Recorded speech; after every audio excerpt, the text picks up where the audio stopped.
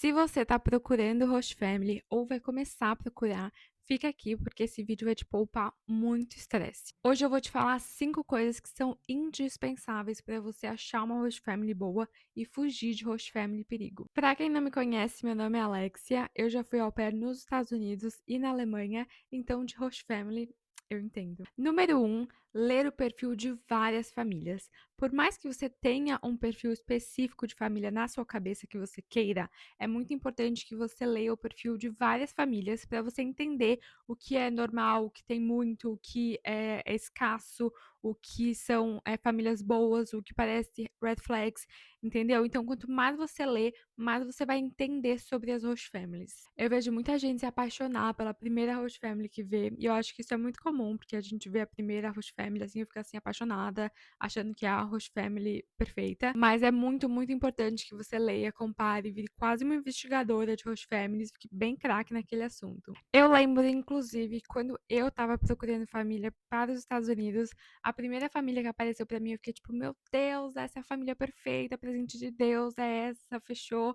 Porque a gente fica muito ansioso mesmo. E a primeira família que a gente vê, a gente quer pegar, a gente pensa que é presente de Deus, mas calma, deixa de ser ansiosa. Então, o ideal é você analisar no mínimo de 5 a 7 famílias, para então você começar a pensar em qual é a família perfeita para você. Número 2, faça chamada de vídeos com o máximo de famílias possíveis. É muito, muito importante que você faça chamada de vídeo até com aquelas famílias que você não tá tão empolgada assim. Às vezes você vai ler o perfil de uma família e a família parece perfeita, mas aí você faz a ligação e a família nem é tão perfeita assim. E às vezes você lê o perfil de uma família e nem acha tão interessante, mas quando você faz a call, você tem um interesse um pouco maior. Eu, por exemplo, já vivi as 2 experiências. Eu lembro de ler uma carta que era tão perfeita, eu falei: "Gente, achei a host family perfeita pra mim, meu Deus, quero morar com eles pra sempre". E aí eu fiz a chamada de vídeo, eu fiquei tipo: "Não, não bateu a vibe". Tipo, tinha um clima estranho, tipo, não, sabe.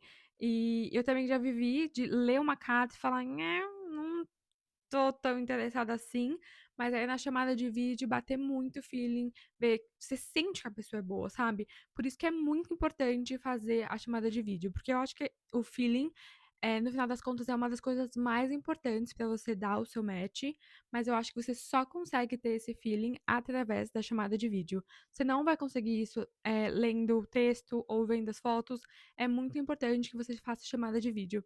E aí é fazer chamada de vídeo com a mãe, com o pai, com as crianças, com os amigos, com o papagaio, com todo mundo que der pra fazer chamada de vídeo, melhor. A terceira coisa é fazer muitas, muitas perguntas. Não tenha vergonha de perguntar. Rotina, horário, férias, salário, carro, benefícios, final de semana, tudo. E sério, se a família ficar incomodada que você tá fazendo bastante pergunta, já é um sinal de livramento, porque uma família boa vai entender que você tá preocupada para o lugar onde você está indo. Inclusive, uma família boa deveria achar até bom que você está fazendo bastante pergunta, porque mostra que você realmente é uma pessoa interessada, uma pessoa do bem, uma pessoa que quer uma vida normal, sabe? Porque se fosse alguma coisa ruim, a pessoa ia falar: ah, não, qualquer condição que você me dá tá ótimo.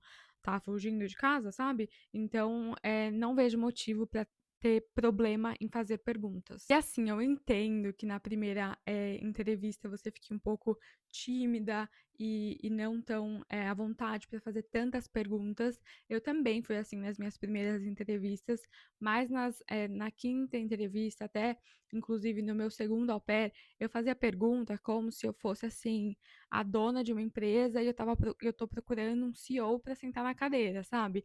Então assim, eu perguntava tudo mesmo e não ter medo de perguntar, tem que perguntar tudo. Porque pensa comigo, você está indo morar em outro país, na casa de pessoas que você não conhece, então você tem que ir com a maior certeza da sua vida. É muito importante que você realmente sente naquela posição de poder fazer perguntas e saia da ligação sem dúvida alguma. É óbvio que tem jeito pra tudo, né? É muito importante você não assumir um papel arrogante, mas mesmo de uma pessoa que está interessada naquela posição, uma pessoa que não tem medo de ser você mesmo e de saber para onde você quer ir. É muito importante que você tenha a postura da pessoa que está perguntando, sabe? Agora, uma coisa muito, muito importante é saber que tem hora para perguntar tudo.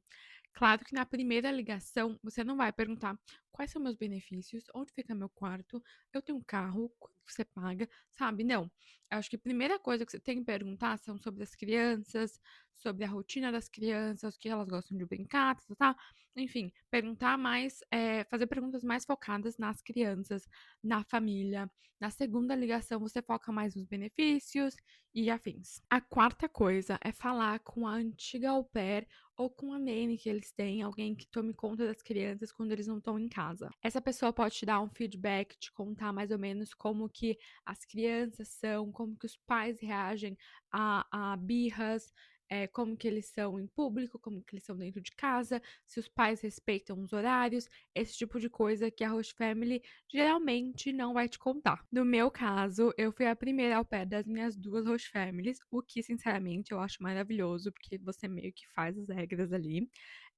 Mas a minha primeira host family tinha uma nanny, inclusive ela era brasileira, e eu conversei com a nanny antes de ir, ela foi um amor, ela é maravilhosa, então me passou muita segurança, e ela me contou, claro, umas coisinhas ali que a host family, não ia me contar. Nada terrível, mas é bom a gente saber, de antemão. E no caso da Alemanha, eu também fui a primeira au pair, e eles também não tinham uma nanny fixa. Então, o que eles me passaram foi o contato da au pair de uma família de amigos. E isso também funcionou super, inclusive nós viramos best friends. Ela é americana e ela estava fazendo au pair aqui na Alemanha e, enfim, virou minha best. E a minha host family era a melhor amiga da host family dela e nós viramos assim bestes aqui, então funcionou super também. Então, se a sua host family não tem hã, uma au pair prévia ou uma nanny, às vezes vale a pena perguntar se tem uma au pair na área, alguém que possa te dar essa confiança de uma pessoa que trabalha com a mesma coisa, sabe? Não vindo da host family, mas alguém da mesma área de trabalho que você. A quinta coisa é fazer uma lista de coisas inegociáveis. Antes de fechar com qualquer família, faz uma lista do que é indispensável para você. Isso vai ser muito pessoal. Eu, por exemplo, não abro mão de ter o meu próprio banheiro e um carro disponível para mim. Na minha primeira host family, eu morava no attic, né, que é o último andar da casa, e eu tinha um quarto e nesse andar também tinha um banheiro. Então só eu usava aquele banheiro, então era perfeito. Na minha segunda host family, eu tinha um quarto e na frente do meu quarto era o meu banheiro. Então, assim, perfeito também. Não dá pra ficar dividindo banheiro com todo mundo, gente. É horrível, pra mim não funciona, porque eu não consigo tomar banho sabendo que alguém. Óbvio porque eu consigo tomar banho, mas assim, é horrível pensar que eu tô atrapalhando. Às vezes a pessoa tá com pressa e eu vou tomar banho, não sei se alguém quer usar o banheiro, sabe? Eu não gosto desse sentimento. Então, ter um banheiro pra mim é muito importante e, assim, inegociável. Outra coisa é o carro. Na minha host family, dos Estados Unidos, eu tinha o meu próprio carro, então era muito fácil de ir pra onde eu quisesse, era maravilhoso. Na minha segunda host family da Alemanha, eu não tinha o meu próprio carro, mas eu usava o carro da família e a família trabalhava ao lado da casa. Então, eles tinham uma loja, então a casa era aqui e a loja era aqui. Então, eles não usavam aquele carro, então eu usava mais o carro que a host family. Então, eu precisei checar se, caso eu não tivesse meu carro próprio, aquele carro ia estar disponível para mim quando eu precisasse, sabe?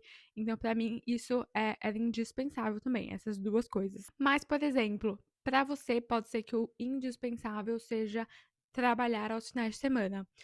Para mim já não era, óbvio que é muito bom, mas eu acho que não dá para ter tudo. Então, para mim não era uma coisa tão chocante assim. Tanto que nas minhas duas host families, eu trabalhava um sábado sim, um sábado não. E uma coisa que eu só falava era, tipo, não trabalhar o sábado inteiro, sabe? Ou eu trabalhava de manhã ou eu trabalhava à noite. Então não era uma coisa impossível pra mim. Óbvio que eu não amava, mas assim, não dá pra ter tudo, sabe? Mas é muito importante saber o que não é indispensável pra você. No final das contas, eu acho que é muito importante você ter a noção que você não está pedindo um favor. A host family precisa de você tanto quanto você precisa deles. Você está fechando um acordo, um match. Então tem sim que ser bom para as duas partes. Se você gostou desse conteúdo, deixa uma curtida, deixa um comentário, se inscreve no canal e see you in the next video. Tchau!